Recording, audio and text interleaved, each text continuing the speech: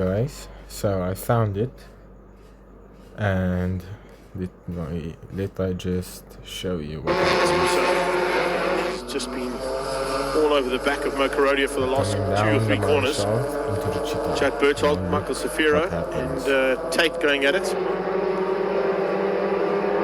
Slow car. Oh, and it's caught out. Michael Safiro. Oh, that is a massive crash. A massive crash in Class C coming out of Cheetah. There was a slow car on the outside, and Zafiro came out of the right-hand kink at...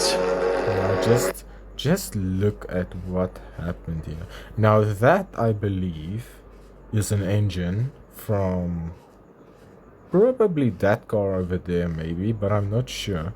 But that was a massive shunt. Final corner, the second last corner, and that's definitely going to be a red flag. There are cars everywhere at turn 13, just before 14, and red flag is not what we needed at this stage of the day, that is for sure. So Wayne Masters, Bevan Masters, and Rory Atkinson, Ross Ferro, and Barbaglia, your top 5 in Class A will just roll around now under red flag scenario. They're not going to know what's going to happen until they get down to turn 13. Lucky for some, unlucky there for the Class C competitors. There's about 5 or 6 Class C competitors that are involved in that. I'm not quite sure who the car was that was slow out of turn number 13. It was one of the Class B competitors that was just slowing up, and unfortunately my timing monitor has also gone on the blink again. I'm going to try and get it to pull it back up again. There we go, it's back up and running. But certainly that slow car caught out Safiro, and he tried to avoid it. Unfortunately, because he made an evasive maneuver, he got out of shape, went straight across and hit the wall. And as he returned to the track, he took about 4 or 5 cars out with him as they all tried to avoid his return to the circuit. It's on a similar vein to what the BMW did yesterday with Robert Volk at the wheel. That's what Volk had a breakage on the car when he came out of that corner.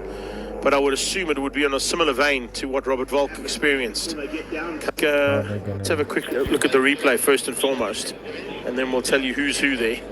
So there's Zafiro getting out of shape. One car gets through. There's nowhere to go for 1, 2, 3, 4 cars involved in that. As I said, wow, that's a huge moment there. That's the reason why Cruiser came out of the main pit lane, because she went in there to avoid the crashed cars. So Philip Cruiser just taking evasive action and going into pit lane. So Safiro is definitely one of them. 127 to see. Safiro, I think, might be feeling more effects than anybody else, and then it's Pillay. Tyron Pillay is the 4th car involved. They've stopped all the cars just in the background there, as you can see, because they've got to clear the circuit first before they can do anything. And there's a motor lying right in the middle of the circuit, which I would assume is either out of Judd's car or out of Zafiro's car.